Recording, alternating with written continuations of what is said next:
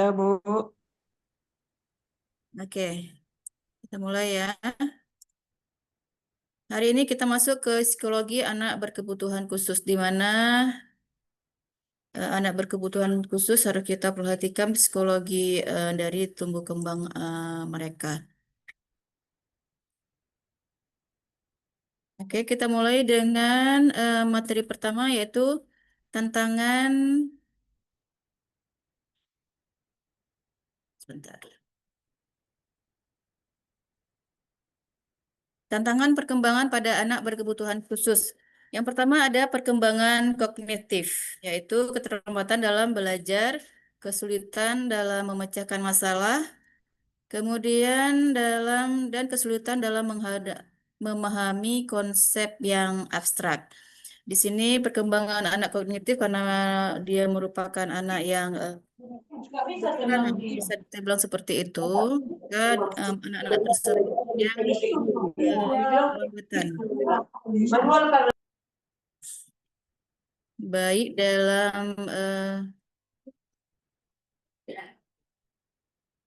dalam belajar, kemudian memecahkan suatu masalah dan dia sulit untuk memahami sesuatu hal atau sesuatu bahan atau alat atau yang bersifat konsepnya abstrak atau tidak jelas.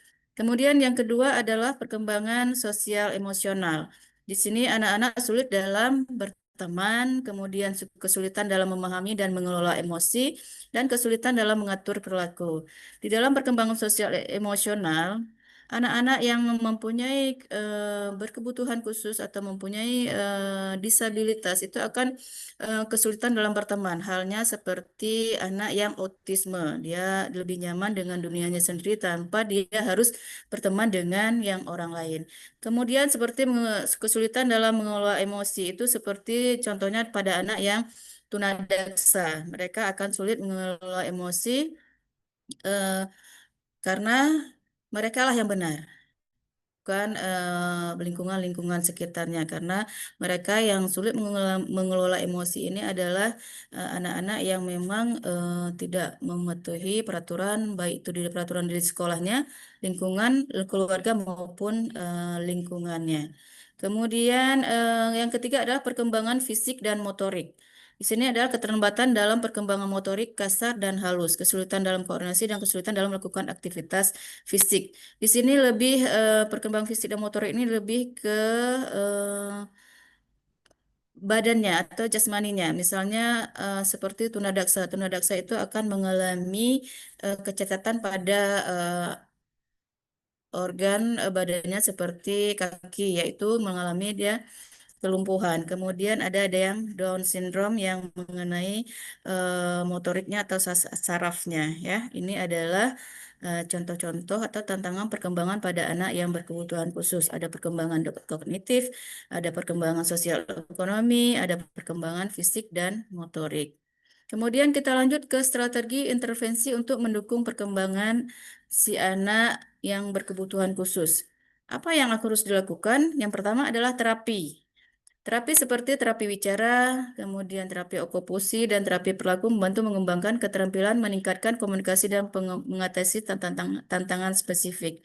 Terapi seperti terapi wicara bisa dipakai pada anak yang mengalami speech delay, ya, bisa diajak untuk melakukan terapi seperti terapi wicara. Kemudian yang kedua adalah pendidikan inklusif.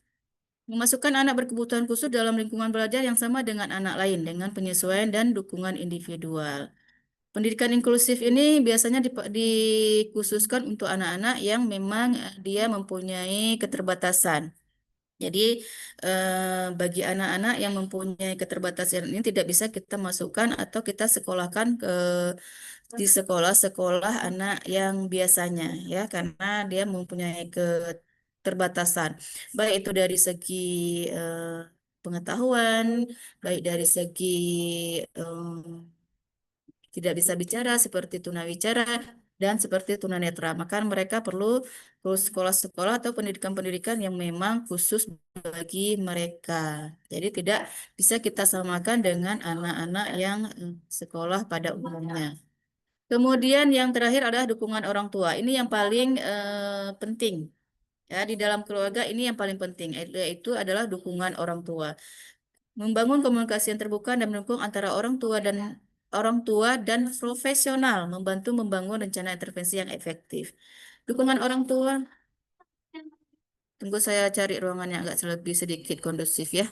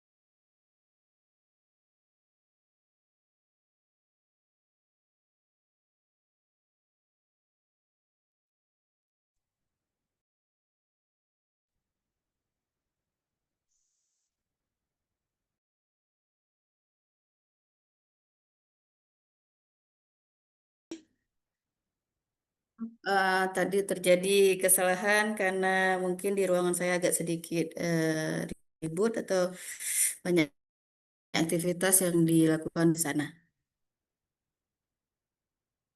Kemudian yang terakhir adalah dukungan orang tua. Dukungan orang tua ini adalah yang sangat diperlukan pada anak-anak yang mengalami keterbatasan ya. Jadi kalau memang dari dukungan orang tua itu tidak ada, bagaimana anak-anak tersebut bisa menghadapi dunia luar, baik seperti dunia sekolah ya. Jadi dukungan orang tua ini sangat betul-betul di eh, dibutuhkan ya, diperhatikan oleh orang tua selain dukungan dari lingkungan seperti sekolah, kemudian teman di sekolah dan juga guru. Dukungan orang tua ini adalah merupakan poin inti dalam strategi intervensi untuk mendukung perkembangan si anak yang mempunyai keterbatasan atau anak yang berkebutuhan khusus. Kemudian kita lanjut peran psikologi dalam mendukung anak berkebutuhan Bu, khusus. izin Ibu. Oke, silakan. Ya nggak kelihatan, Bu. Nggak nampak? Enggak, Bu. Ada beberapa kawan-kawan juga nggak nampak, Ibu. Apanya yang nggak nampak? Materinya, Bu. Izin Bu, share Ya, Bu. screen-nya nggak nampak Bu. Oke, saya stop mangga dulu.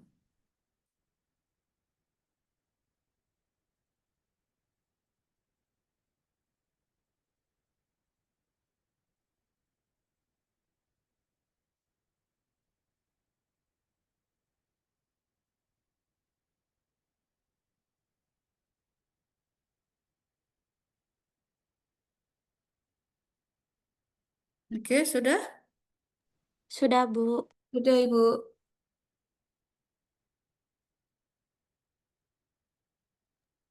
Izin Bu, Oke, kita screen-nya lanjut. ada Bu. Nah, udah Bu. Udah. Ganti-ganti Bu. Oke. Yang Materi ketiga adalah peran psikologis untuk mendukung anak berkebutuhan khusus. Yang pertama adalah menilai kebutuhan dan kekuatan anak melalui observasi, wawancara, dan tes psikologis. Ya, kemudian yang kedua adalah mengembangkan rencana intervensi yang dipersonalisasi berdasarkan kebutuhan anak dan tujuan yang ingin dicapai. Yang ketiga adalah memberikan terapi individual atau kelompok untuk membantu anak mengatasi tantangan dan mengembangkan potensi mereka. Kemudian yang keempat, memberikan konseling dan dukungan kepada orang tua, keluarga dalam menghadapi tantangan merawat anak mereka. Bekerja sama dengan tim pendidikan untuk memastikan anak menerima pendidikan yang tepat dan sesuai kebutuhan. Di sini peran psikologis sangat menentukan di mana kita harus mengetahui apa kekuatan anak-anak yang dimiliki sama mereka. Jadi kita harus menggali dari bisa melalui observasi, pengamatan, kemudian kita bisa melakukan wawancara dengan mereka dan bisa melakukan suatu tes seperti tes psikologis. Kemudian setelah tahu apa kebutuhan mereka, kita harus menentukan rencana intervensi berdasarkan kebutuhan dengan yang kita tahu apa kita observasi tadi. Kemudian memberikan terapi individual. Setelah mengetahui apa yang di atas, apa yang dialami dan bagaimana proses yang mau kita lakukan, baru kita memberikan terapi individual atau terapi kelompok pada mereka yang mengalami ke te- yang mengalami hambatan tersebut. Kemudian yang seperti saya katakan tadi, itu poin paling penting adalah memberikan konseling atau dukungan kepada orang tua yang mempunyai anak yang memiliki keterbatasan ya.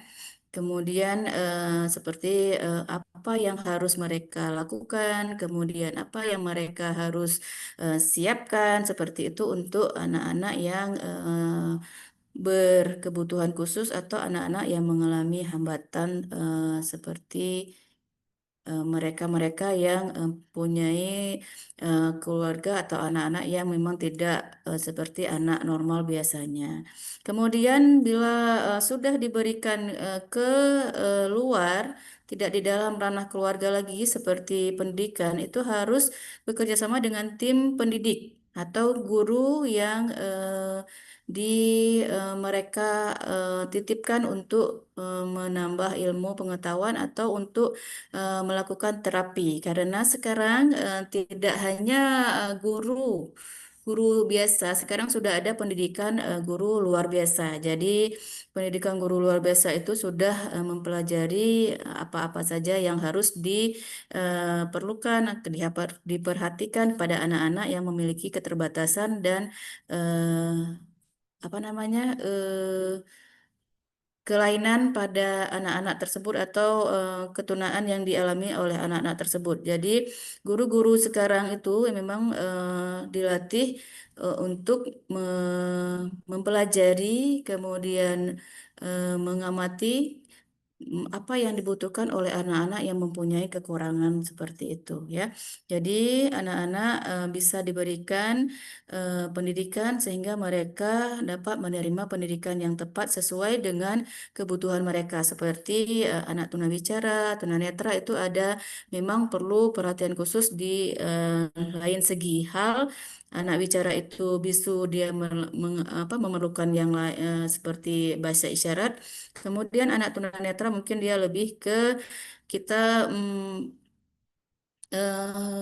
belajarnya itu menggunakan huruf braille atau langsung dengan sentuhan tangan, yaitu kita mungkin langsung memperagakan dengan memegang tangan mereka untuk mereka itu tahu, misalnya seperti menggosok gigi. Menggosok gigi itu kita peragakan pada anak tunanetra itu langsung kita mengambil tangan atau memegang tangan mereka untuk mengajarkan bagaimana menggosok gigi yang baik dan benar. Dan tunanetra itu fungsi pendengarannya itu bagus. Jadi bisa kita lakukan kita berbicara dan sambil kita praktekkan memegang si tangan si anak tersebut. Kemudian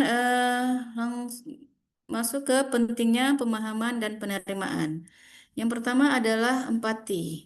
di mana kita memahami perasaan dan perspektif anak berkebutuhan khusus dengan empati dan menerima tanpa judgement, ya. Yaitu kita seakan-akan ikut merasakan apa yang mereka alami, ya. Jangan menjudge mereka itu bahwa suatu keterbatasan, suatu kekurangan itu adalah eh, itu hal yang tidak bagus atau tidak sifatnya adalah negatif, ya. Jangan berprasangka atau kita menjudge mereka itu bahwa suatu keterbatasan mereka itu adalah sesuatu yang jelek atau yang tidak bagus. Kemudian yang kedua adalah dukungan, memberikan dukungan kepada anak, keluarga, dan profesional yang bekerja dengan anak berkebutuhan khusus. Sekarang anak berkebutuhan khusus ini sangat diperhatikan baik itu dalam keluarga, lingkungan, pendidikan, kemudian kesehatan. Negara sudah mengatur itu sama dengan anak normalnya. Beda dengan dulu, perspektif orang dulu itu bahwa kalau kita mempunyai anak yang berkebutuhan khusus itu adalah sangat memalukan, ya. Tetapi sekarang itu sudah hilangkan pikiran seperti itu bahwa anak berkebutuhan khusus itu adalah mereka sama dengan anak normal normal yang lainnya, memerlukan pendidikan, memerlukan kesehatan, kemudian dukungan keluarga dan profesional profesional yang bekerja di bidangnya seperti guru, tenaga kesehatan dan dokter-dokter yang memang menangani mereka. Sekarang malah ada lagi namanya psikologi si anak, khusus menangani anak disabilitas, ya. Ada ahli psikologis yang menangani anak-anak yang memiliki keterlambatan atau kekurangan. Kemudian dalam segi hal pendidikan, meningkatkan kesadaran dan pemahaman tentang anak berkebutuhan khusus melalui pendidikan dan kampanye.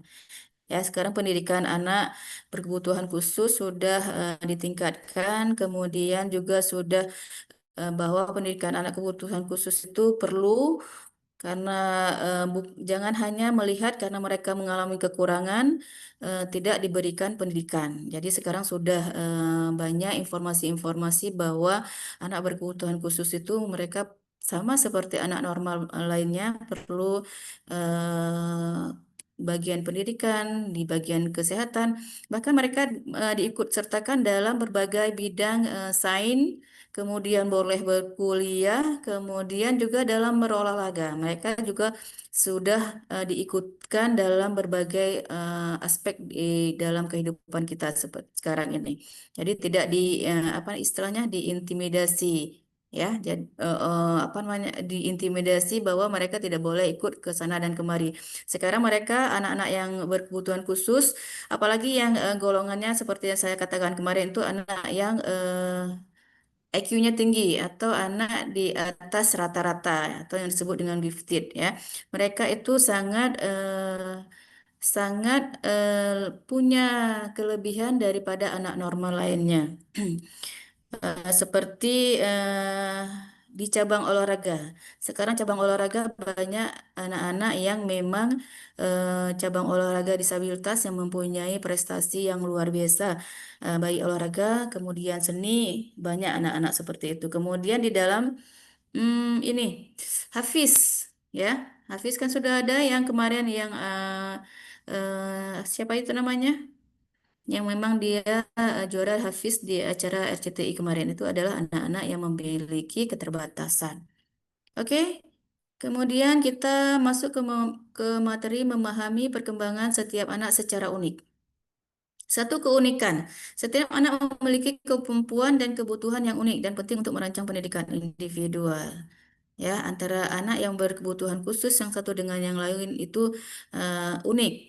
Unik kenapa? Karena mereka walaupun memiliki atau kekurangan, mereka masih bisa berkomunikasi, mereka masih bisa eh, berinteraksi dengan sesama, kemudian bisa di lingkungan pendidikan atau di lingkungan antara mereka, dan mereka juga sudah meraih dan mereka juga mampu meraih kesuksesan yang luar biasa.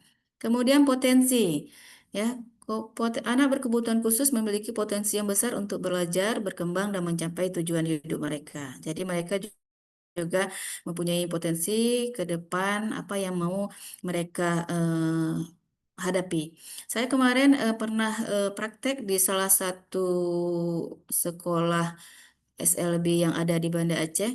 Itu kepala yayasannya itu sudah eh, mungkin ini setingkat SMP, sudah merencanakan target mereka itu keluar di kelas 2 itu untuk menuju kelas 3 dan keluar dari sekolah tersebut itu sudah punya target. Setelah selesai mereka dari sekolah itu apa keahlian mereka yang bisa istilahnya dikembangkan di luar seperti itu. Jadi kepala yayasannya mencari apa potensi si anak tersebut supaya anak tersebut keluar dari pendidikan yang mereka tempuh itu bisa punya suatu kreativitas atau potensi yang bisa diandalkan setelah keluar dari pendidikan tersebut.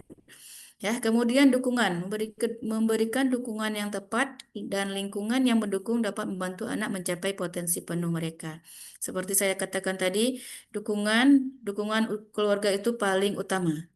Ya, paling utama dalam menghadapi atau kita memiliki orang-orang yang mempunyai keterbatasan dan mempunyai kekurangan. Dukungan keluarga paling utama, apalagi orang kedua orang tua, itu yang memberikan pertama kali memberikan dukungan kepada si anak. Kemudian dilanjutkan dengan lingkungan pertama keluarga, kemudian lingkungan masyarakatnya, kemudian pendidikan di sekolah. Ya, itu dukungan yang harus diberikan kepada anak-anak yang memiliki keterbatasan atau anak-anak yang berkebutuhan khusus. Sebelum sampai kesimpulan, ada yang mau ditanyakan? Ada yang mau ditanyakan? Kesimpulannya adalah psikologi anak berkebutuhan khusus adalah bidang yang kompleks dan menantang, tetapi juga sangat rewarding dengan memahami kebutuhan unik setiap anak, memberikan dukungan yang tepat, dan menciptakan lingkungan yang inklusif. Kita dapat membantu anak berkebutuhan khusus mencapai potensi penuh dengan mereka dengan hidup bahagia dan sejahtera. Ya, jadi kesimpulan akhirnya, mari sama-sama bahwa anak-anak yang punya keterbatasan atau kekurangan ini juga sangat perlu perhatian, baik itu ya terutama kali dari orang tua dan keluarga. Ya, jadi mereka bisa hidup dengan penuh bahagia dan sejahtera. Ada yang mau ditanyakan? Karena pertemuan kemarin saya tidak masuk, biar kita masuk ke materi berikutnya.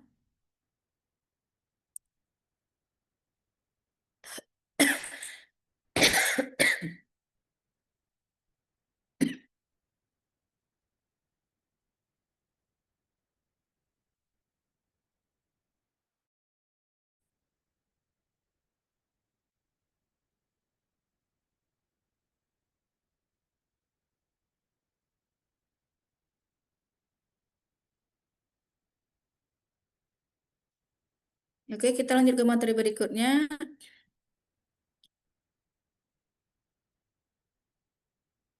Ini kita belajar materi hari ini yang sekarang kita lebih ke materi,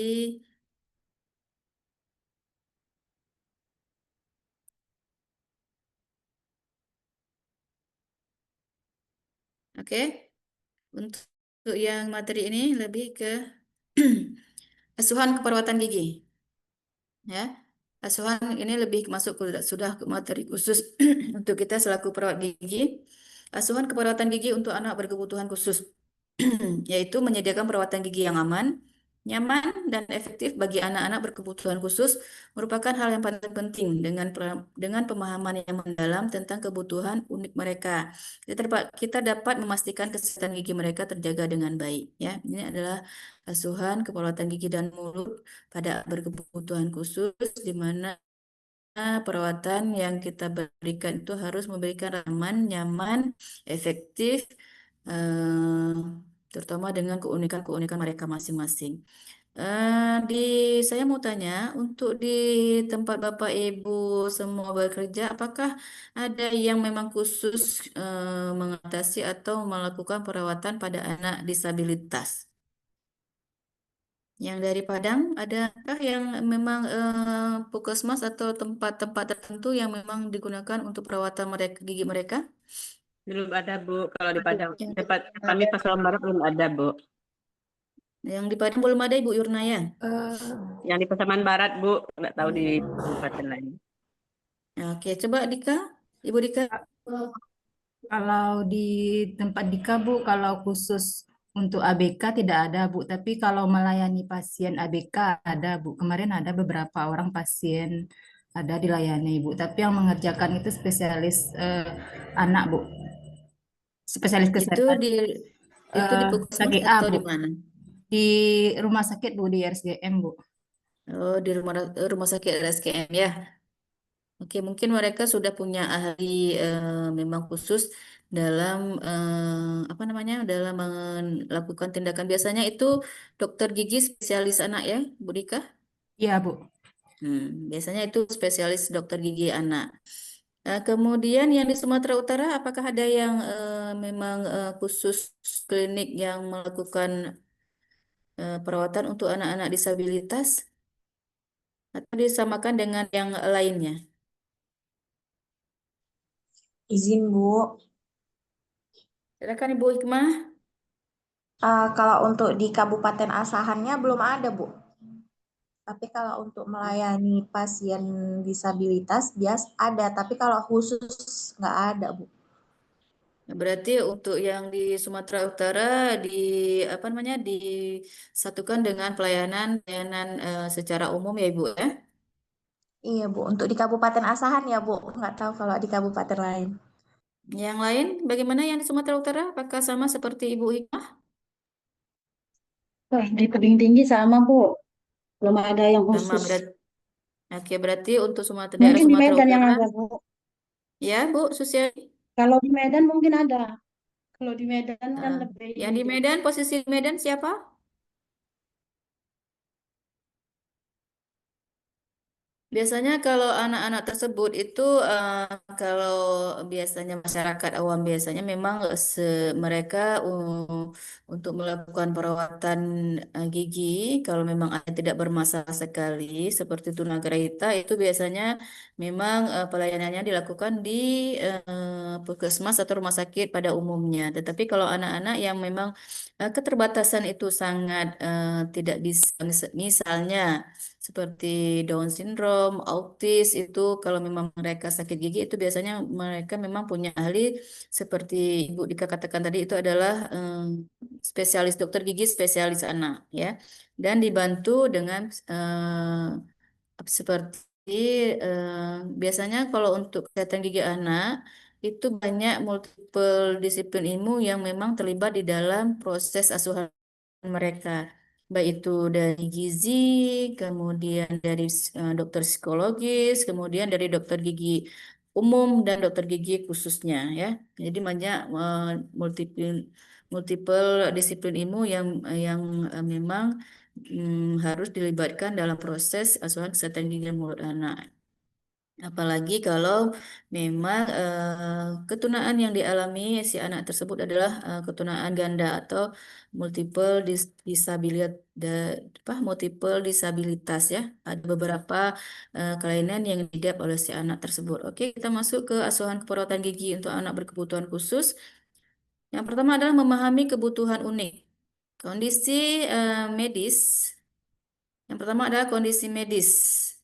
Ya, kondisi medis. Setiap anak berkebutuhan khusus memiliki kebutuhan yang berbeda. Memahami kondisi medis dan keterbatasan mereka seperti keterlambatan perkembangan, autis, cerebral palsy atau sindrom atau Down syndrome itu sangat penting. Dengan memahami kebutuhan mereka, kita dapat memberikan perawatan yang sesuai dengan kondisi mereka. Jadi, kondisi medis dari anak itu sangat menentukan perawatan yang ingin kita lakukan kepada si anak, ya. Antara satu anak dengan yang lainnya, seperti saya katakan tadi, itu tidak bisa langsung kita melakukan tindakan perawatan. Seperti anak yang mengalami multiple disabilitas, itu harus banyak disiplin ilmu yang harus terlibat di dalam hal tersebut. Ada ahli gizi, ada ahli psikologi, dan dokter gigi umum, dan dokter gigi khususnya.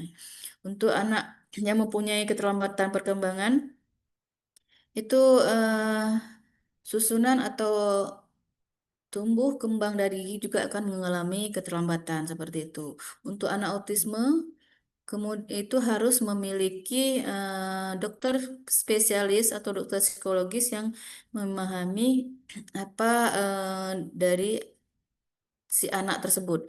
Jadi dengan mengetahui riwayat kemudian yang dialami si anak tersebut, maka bisa dilakukan perawatan kesehatan untuk giginya. Beda lagi dengan cerebral palsy. Cerebral palsy ini lebih ke anak yang mengalami kelumpuhan di bagian kaki atau apa namanya, kelumpuhan kakinya. Ya, ini ada yang memang EQ-nya masih seperti biasa, cuman kondisi fisiknya aja yang mengalami keterbatasan. Kemudian ada yang memang EQ-nya atau motoriknya juga yang terkena di cerebral palsy ini, ya. Kemudian komunikasi masih terdengar?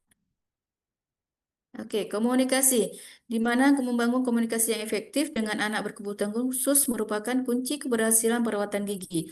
Pastikan untuk menggunakan bahasa yang mudah dipahami, bantuan visual, dan gerakan tubuh untuk menyampaikan informasi dengan jelas dan tepat.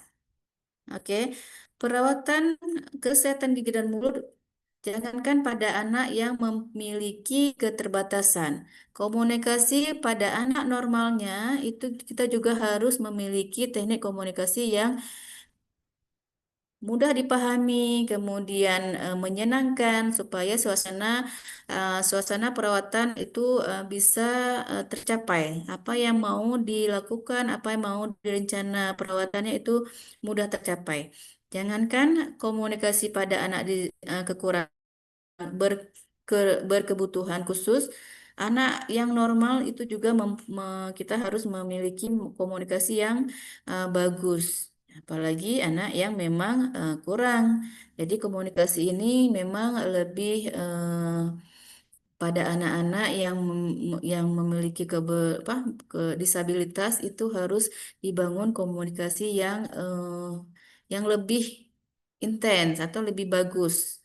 Karena hasil yang mau kita dapatkan itu supaya bisa berhasil di dalam perawatan kesehatan giginya. Jadi komunikasi itu betul-betul harus diaplikasikan sebaik mungkin. Ya, kemudian menciptakan lingkungan yang aman dan nyaman. Pada saat kita melakukan perawatan pada anak yang berkebutuhan khusus, itu ciptakan lingkungan yang aman dan nyaman bagi anak tersebut. Jangan pengalaman pertama dia melakukan perawatan kesehatan gigi sudah tidak nyaman, akhirnya untuk pengalaman kedua dan seterusnya itu akan membuat si anak trauma. Yang pertama yang harus diperhatikan adalah ruangan bertema. Pilih ruangan dengan warna-warna lembut, pencahayaan yang nyaman, dan dekorasi yang menarik bagi anak-anak. Jangankan anak disabilitas, anak normal pada umumnya suka dengan ruangan bertema atau ruangan yang memang nyaman bagi mereka. Ya, kemudian yang kedua adalah peralatan yang ramah. Pastikan peralatan seperti kursi gigi, alat pemeriksaan, dan alat-alat lainnya itu aman dan nyaman.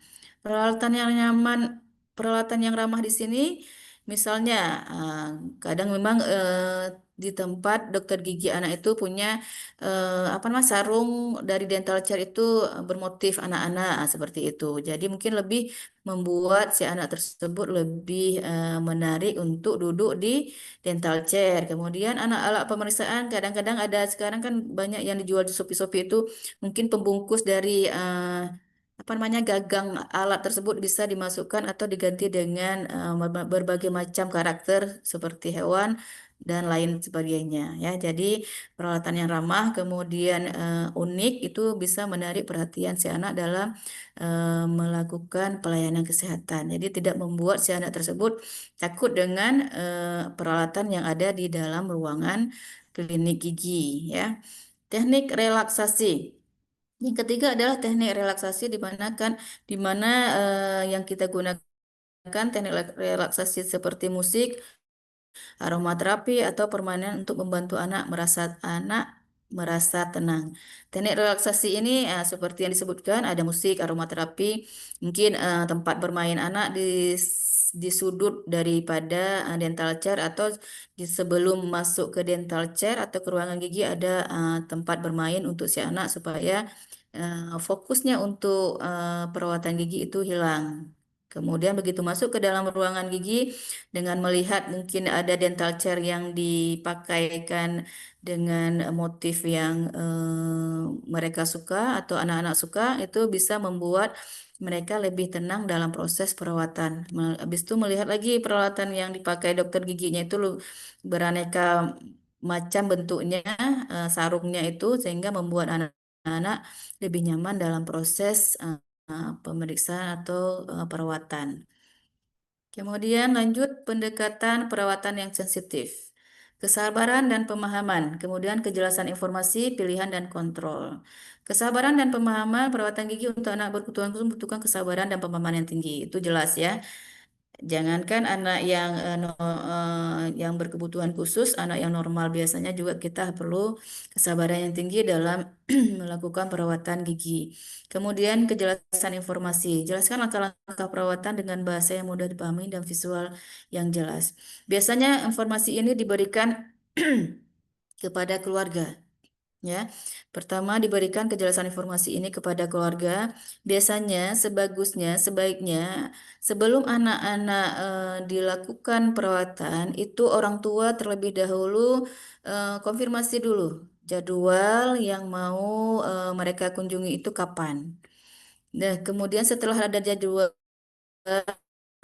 bahwa anak-anak pada saat kita bawa anak tersebut itu jangan ada antrian yang lama. Ya, jangan membuat si anak menunggu yang lama sehingga dia merasa bosan dan lain sebagainya. Begitu anak kita bawa itu dia langsung dilakukan untuk proses perawatan. Kemudian baru seterusnya dilakukan perawatan dengan teknik-teknik seperti tadi ya.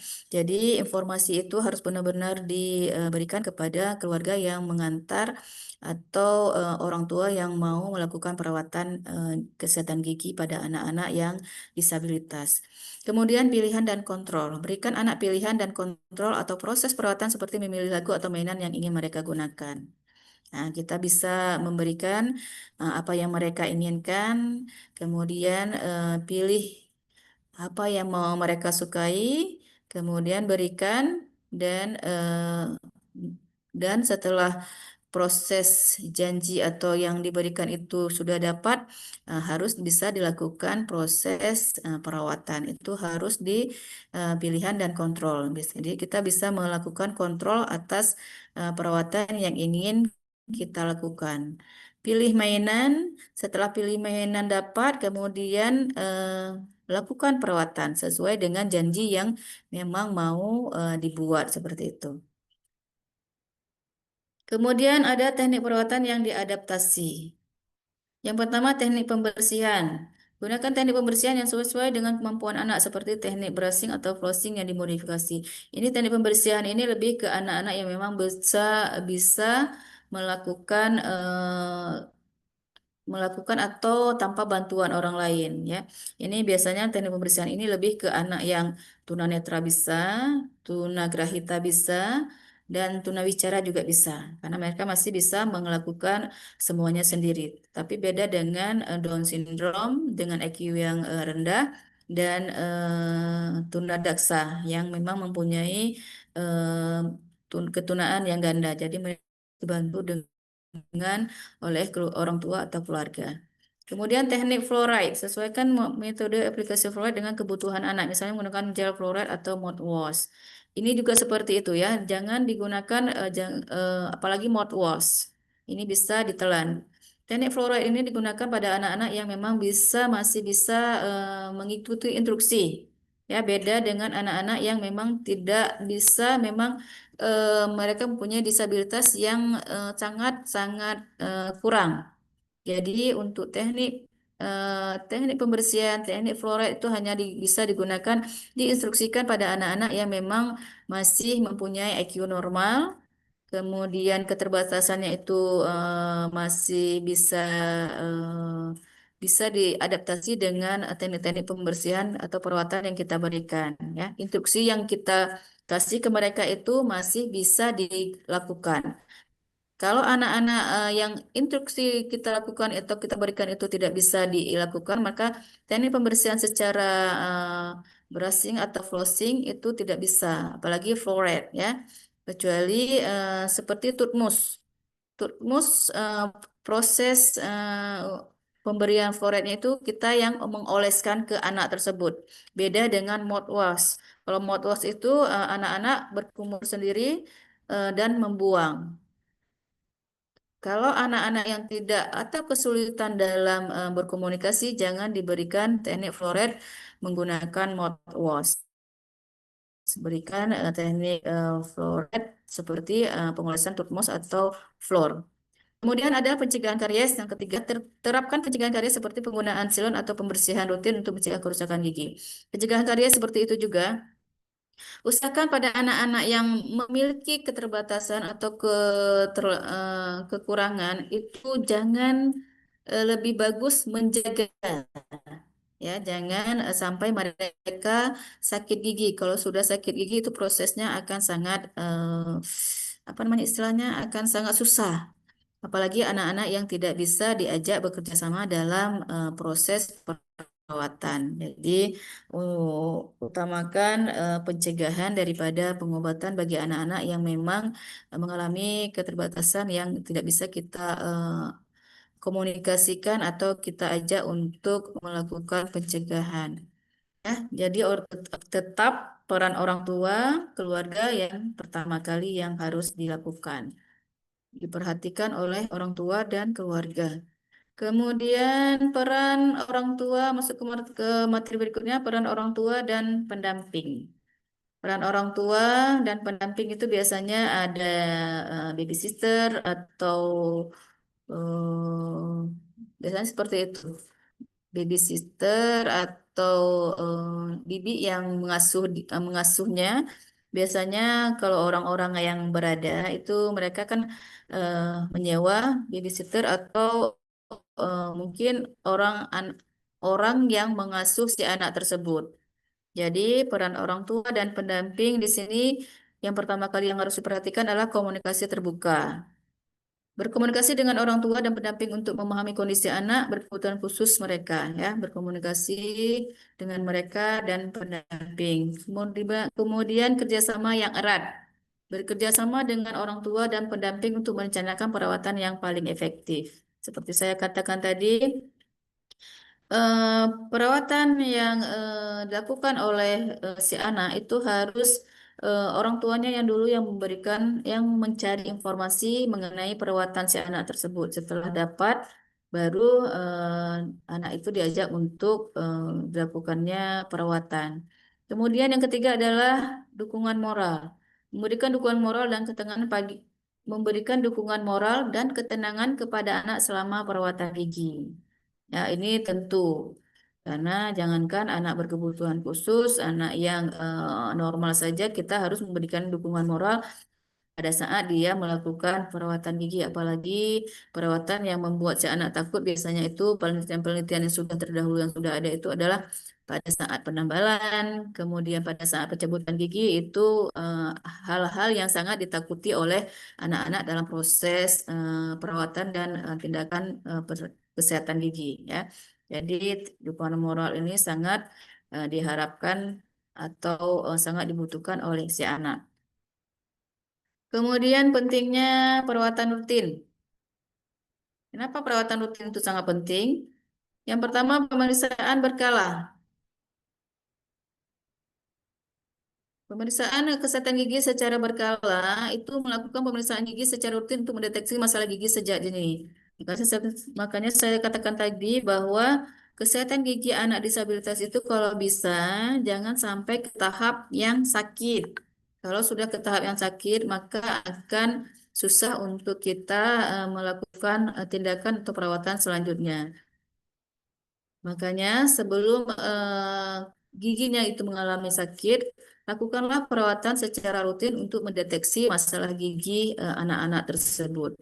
Kemudian pembersihan profesional. Melakukan pembersihan gigi profesional secara teratur untuk menjaga kesehatan gigi dan gusi. Ini hampir sama dengan yang di atas, ya. Kemudian pencegahan masalah. Memastikan anak mendapatkan perawatan pencegahan untuk menghindari masalah gigi yang serius. Ini satu kesatuan di mana lebih bagus, lebih baik mencegah gigi-gigi anak-anak yang mempunyai kekurangan dibandingkan mereka setelah mengalami kesakitan itu yang agak susah sedikit kita lakukan perawatan. Lebih bagus, lebih baik, alangkah baiknya kalau gigi mereka itu kita jaga sebelum terjadinya sakit. Karena prosesnya itu akan sangat proses untuk perawatan kesehatan gigi, apalagi kalau sudah mengalami pulpitis atau berkelanjutan, itu proses perawatannya akan tidak hanya sekali dia datang, tapi berulang kali. Tetapi kalau pemeriksaan gigi secara berkala atau rutin, itu kalau memang giginya bagus, maka hanya 6 bulan sekali atau setahun sekali untuk kita lakukan check up rutin terhadap kesehatan gigi dan mulutnya. Jadi untuk anak-anak yang mempunyai keterbatasan, lebih bagus mencegah daripada mengobati. Kemudian ada yang mau ditanyakan sebelum masuk ke kesimpulan? Kesimpulannya adalah asuhan keperawatan gigi untuk anak-anak berkebutuhan khusus membutuhkan pendekatan yang unik dan empatik. Dengan pemahaman yang mendalam tentang kebutuhan mereka, menciptakan lingkungan yang aman dan nyaman, serta menggunakan teknik perawatan yang diadaptasi. Kita dapat memberikan perawatan gigi yang efektif dan menyenangkan bagi mereka. Jadi asuhan keperawatan gigi dan anak pada anak berkebutuhan khusus ini memang lebih daripada anak yang normalnya, ya. Kemudian harus memahami keunikan-keunikan yang ada pada anak tersebut. Harus bisa kita merasakan apa yang mereka derita, apa yang mereka keluhkan, dan apa yang mereka alami atas kekurangan-kekurangan yang mereka miliki. Jadi di sini kita dituntut untuk memang, apalagi kita semua sebagai ibu-ibu, mungkin kalau kalau untuk empatik, kemudian simpati itu mungkin tidak susah. Karena kita juga merasa memiliki anak. Walaupun anak yang kita punya, walaupun anak yang kita miliki sehat walafiat. Tapi kita masih bisa merasakan kalau memang ada anak-anak disabilitas yang mempunyai, kita selaku orang tua yang mempunyai anak-anak disabilitas, kita juga bisa merasakan kekurangan-kekurangan anak yang memang dialami oleh anak tersebut. Karena antara anak normal dan anak disabilitas itu tidak beda, tidak jauh beda perasaannya ke mereka. Cuman yang lebih eh, yang lebih adalah kita lebih memperhatikan kebutuhan daripada anak-anak disabilitas karena mereka lebih banyak bantuan dari orang tua, keluarga, dan orang-orang di sekitarnya. Beda dengan anak yang normal pada umumnya. Jadi lebih dari apa istilahnya? eh perhatiannya lebih untuk mereka, ya. Jadi tidak mengabaikan anak yang kita yang normal, tetapi tetap memperhatikan, tetap melebihkan kepada anak-anak kita yang memang mempunyai kekurangan atau yang mempunyai disabilitas. Seperti itu, Bapak Ibu. Untuk materi kita kedua hari ini, ada yang mau ditanyakan? Ada Bu. Silakan Ibu Yurna. Mengenai asuhan ini bersangkutan dengan praktik kita nanti, Bu. Iya, Yurna. Biasanya kita kalau ke anak-anak normal ke sekolah, itu pemeriksaannya kita lakukan langsung di sekolahnya, Bu. Kalau Iya. untuk anak-anak yang berkebutuhan khusus ini kan kita butuh apa ya, skill yang lebih, apalagi ya, Bu. Iya. Apalagi di sekolah itu disabilitasnya bervariasi. Iya. Jadi kita mungkin melakukannya apa bisa di sekolah atau kita bawa ke poliklinik atau gimana, Bu? Nah, terima kasih Bu Irna, bagus pertanyaannya. Untuk proses itu Bu Yurna kita lihat dulu dia mengalami disabilitasnya bagian apa. Ya, seperti saya katakan tadi, kalau memang anaknya masih bisa berkomunikasi, tetapi perawatannya itu tetap kita harus prosesnya itu harus mengetahui, harus menyerahkan atau memberikan inform concern ke anak. Kalau memang di sekolah ya Bu, harus memberikan Ya, Bu. inform concern kepada si anak untuk apa nama istilahnya persetujuan orang tua dalam perawatan giginya. Ya, sama dengan anak normal. Prosesnya sama. Kalau kita mau melakukan perawatan atau tindakan kepada anak disabilitas, itu kita harus pertama kali itu harus menyampaikan informasi ke gurunya dan memberikan surat sebagai inform consent atau persetujuan orang tuanya untuk kita lakukan tindakan. Tindakan-tindakan yang dilakukan di sekolah itu adalah tindakan-tindakan yang anaknya itu bisa kita ajak kerjasama atau bisa diajak komunikasi. Kalau memang anaknya seperti saya katakan tadi mempunyai berbagai atau multiple disabilitas di dirinya, itu tidak bisa kita lakukan langsung perawatan. Itu mereka harus apa namanya?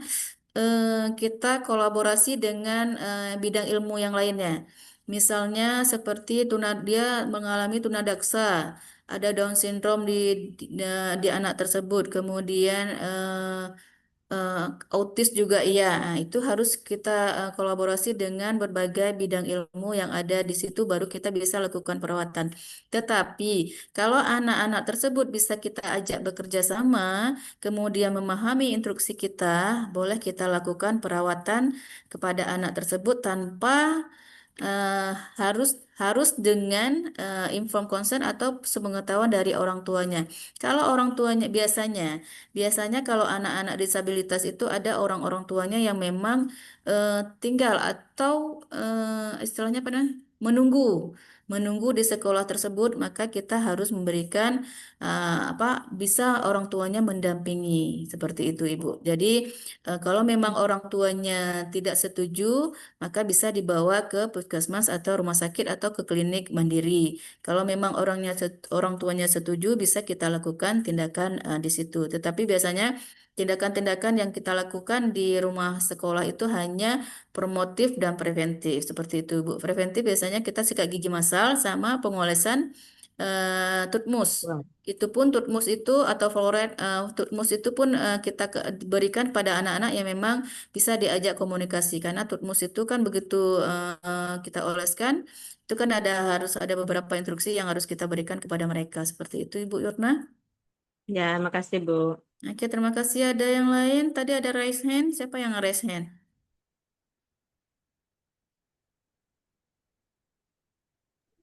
Ada yang lagi? Ada lagi yang mau ditanyakan? Silakan Ibu Leni. Eh, ini Bu, maaf Bu izin Iya Bu. mengenai teknik perawatan yang diadaptasi tadi nih Bu, tolong penjelasan sedikit Bu, masih kurang paham Bu. Perawatan yang diadaptasi. Tunggu saya Teknik buka. perawatan yang diadaptasi nih Bu tadi ya, tentang teknik pembersihan nih pada Teknik. anak yang gimana gitu Bu. Tunggu. Teknik adaptasi. Um,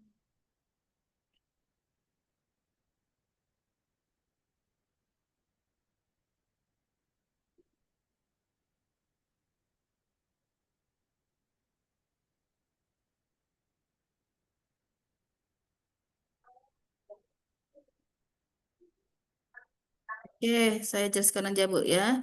Teknik Iya Bu. adaptasi itu adalah teknik adaptasi itu adalah kita memberikan waktu untuk si anak itu beradaptasi dengan lingkungan lingkungan kerja kita. Misalnya kita membiarkan dia beradaptasi dulu dengan lingkungan di luar pada saat dia datang, kemudian tidak langsung harus harus dipanggil ke dalam, Ada daerah mungkin di luar itu ada tempat bermain. Biarkan dia bermain, merasa nyaman di luar, kemudian baru kita masukkan atau memberikan perawatan. Seperti saya katakan tadi, di dalam ruangan perawatan gigi, kalau memang untuk anak-anak itu lebih dibuat semenarik mungkin, sehingga anak-anak tersebut bisa beradaptasi dengan lingkungan yang nyaman bagi mereka. Mereka merasa nyaman bahwa perawatan gigi itu tidak menakutkan dan tidak mengalami seperti mungkin dalam bayangan mereka bahwa kalau kita ke dokter gigi itu ada suntik, ada apa, ada tang seperti itu dan lain sebagainya. Maka ciptakan ruangan yang untuk anak disabilitas atau anak normal pada umumnya itu adalah ruangan yang sangat mereka bisa adaptasi, adaptif dengan sekeliling mereka. Mereka tidak merasa bahwa apa yang mereka pikirkan itu tidak seseram apa yang dilakukan atau yang kenyataan di lapangan. Seperti saya katakan tadi, sekarang kan banyak inovasi-inovasi seperti ada sarung dental chair yang beraneka macam apa motifnya seperti anak-anak. Kemudian saya pernah melihat juga ada sarung untuk apa namanya pemegang alat itu yang unik seperti itu. Jadi mindset si anak bahwa datang ke dokter gigi itu menyeramkan itu teratasi atau bisa dilihat langsung bahwa itu tidak semenyeramkan seperti yang mereka pikirkan seperti itu Ibu. Jadi adaptasi dengan lingkungan, kemudian adaptasi dengan ruang kliniknya itu tetap nyaman seperti mereka dunia mereka seperti itu Ibu. Bagaimana Ibu Liani? Eh, Cukup apa bisa saya pahami Bu. Yang saya maksudkan tadi ini Bu, yang teknik perawatan tuh Bu, teknik perawatan yang diadaptasi Bu. Ada kan teknik pembersihan. Nah itu sebaiknya dilakukan pada anak tuna apa gitu Bu. Yang teknik pembersihan, Bu. Takutnya nanti salah ketika di lapangan Bu. Tidak pernah. Oh, seperti itu, Bu. Ya, biasanya kalau apa namanya ketunaan yang bisa kita lakukan itu biasanya tunagrahita, Ibu. Itu tunagrahita dengan IQ-nya rendah. Rendah ke sedang. Tetapi kalau tunagrahita IQ-nya berat itu tidak bisa kita lakukan langsung proses perawatan. Kemudian tunarungu. Tunarungu itu IQ-nya masih normal, cuman yang bermasalah adalah apa namanya pendengarannya. Kemudian tunanetra. Tunanetra juga masih kita bisa lakukan perawatan, tetapi seperti saya katakan tadi itu tetap harus ada izin dari pihak keluarga. Karena tunarungu, tunanetra itu IQ-nya masih normal. Jadi perawatan adaptif yang kita lakukan itu adalah pada anak-anak yang memang bisa kita ajak kerjasama Bapak Ibu semua. Jadi lebih ke anak-anak yang memahami instruksi dari kita selaku perawat gigi apa yang mau kita inginkan, mereka bisa melakukan seperti itu Ibu. Jadi tidak semua ketunaan itu bisa kita lakukan perawatan secara langsung. Hanya pada anak-anak yang mempunyai komunikasi kerjasama yang bagus dengan perawat gigi itu yang bisa kita lakukan seperti tunanetra, tunagrahita itu ringan dan sedang. Kemudian tunanetra, tunarungu itu masih bisa kita lakukan. Seperti itu Ibu Leni dan anak-anak yang memang tidak mempunyai disabilitas pada saat dia kecil, mungkin pada saat dia umur 5 atau 6 tahun dia mempunyai misalnya terjadinya kecelakaan hingga putus salah satu anggota tubuhnya, itu boleh kita lakukan perawatan. Seperti itu Bu Leni. Ya Bu. Makasih Bu. Ya Bu, sama-sama. Ada yang lain?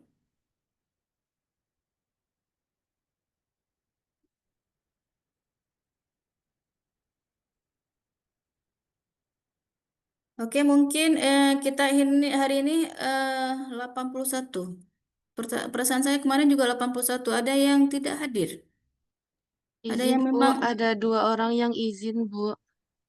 oke, berarti pas kita 81. 81 ada 2 orang izin berarti 83. Oke, 81 udah masuk nih. Siapa Sekar yang izin? Izin atas nama Aida Fazia dan Ibu Mimi Zulfah, Bu. Nanti. Kelas apa? Kelas B? Kelas A dan kelas B, Bu. Adisti ada? Hadir, Bu. Aisyata? Aisyata? Aklil? Hadir, Bu. Hadir, Bu. Arifah Yani? Arifah Hayani? Hadir, Bu. Carolina? Hadir, Bu. Cindy Desiana? Desianita? Cindy? Cindy? Cut Rizky Tiara? Cut Rizky? Hadir, Bu. Hadir, Bu.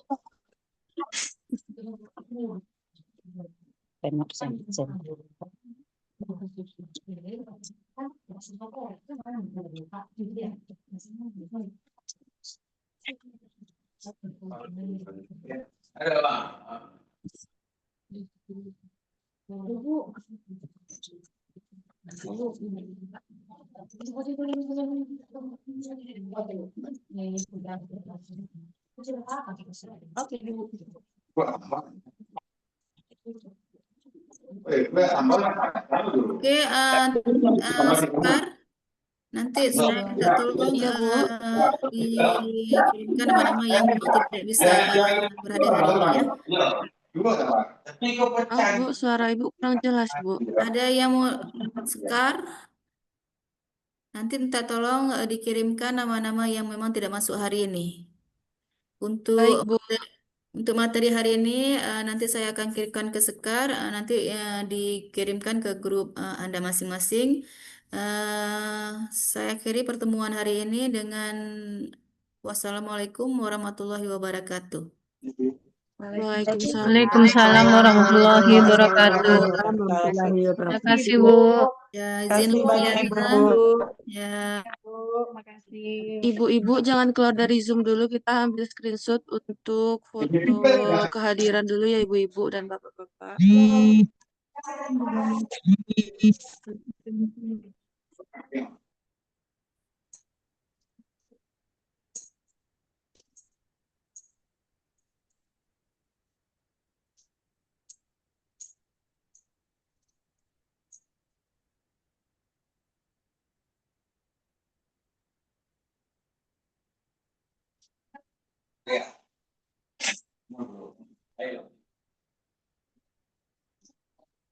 Terima kasih Bapak dan Ibu. Boleh silahkan keluar dari Zoom Bapak dan Ibu.